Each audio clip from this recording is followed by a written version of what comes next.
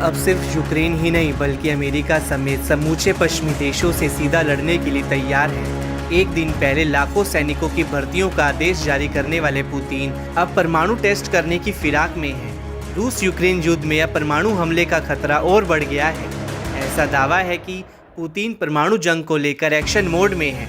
रूस के nuclear test site प्रमुख ने कहा कि यदि मॉस्को आदेश देता है तो उनकी सीक्रेट फैसिलिटी किसी भी समय परमाणु टेस्ट फिर से शुरू करने के लिए तैयार है।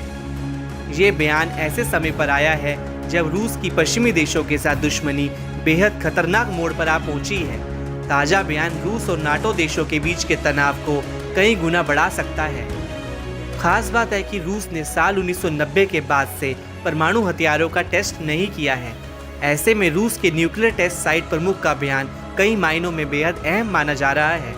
दावा है कि रूसी राष्ट्रपति पश्चिमी देशों को सबक सिखाने के लिए ये आदेश देकर आग को भड़का सकते हैं। बता दें कि रूस का उग्र रवैया तब सामने आया है जब पश्चिमी देश यूक्रेन को रूस पर हमला करने के लिए लंबी दूरी की मिसाइलों के इस्तेमाल का मन बना रहे हैं।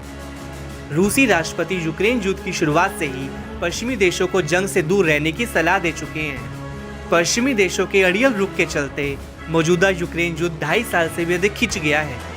जहां पश्चिमी देश यूक्रेन की ढाल बनकर खड़े हुए हैं, हाल में लंबी दूरी के हथियारों के इस्तेमाल पर पश्चिमी देशों के झुकाव से रूस भड़का हुआ है।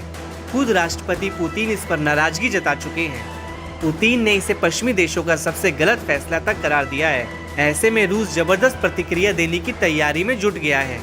माना जा रहा है कि रूस के इस तेवर से अमेरिका भी न्यूक्लियर टेस्ट की धमकी दे सकता है। इस होड़ में चीन भी कूद सकता है। इससे बड़ी शक्तियों के बीच नए परमाणु हथियारों की दौड़ शुरू हो सकती है। बता दें, इन तीनों देशों ने ही सोवियत संघ के बिखरने के बाद से परमाणु टेस्ट नहीं किया है। अगर रूस के टेस्टिंग साइट की बात करें तो यह आर्कटिक महासागर के एक द्वीप पर मौजूद है, जहां रूस के पूर्ववर्ती सोवियत संघ ने 200 से ज़्यादा परमाणु टेस्ट किए थे। इसमें से साल 1961 में दुनिया का सबसे शक्तिशाली परमाणु बम का विस्फोट भी शामिल है।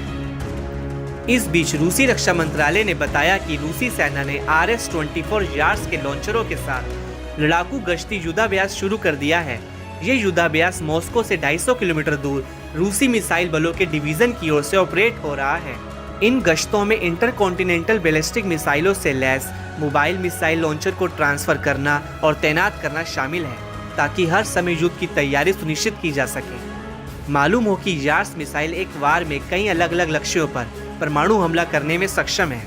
ये मिसाइल इतनी खतरनाक है कि एक बार में यूक्रेन की राजधानी कीव को नक्शे से मिटा सकती है। उधर डोनाल्ड ट्रंप के बेटे डोनाल्ड ट्रंप जूनियर और रॉबर्ट एफ कैनेडी जूनियर ने परमाणु युद्ध के खतरे के बीच यूक्रेन पर रूस के साथ बातचीत का आह्वान किया है। उन्होंने कहा कि इस संघर्ष को कम करने का समय आ गया है।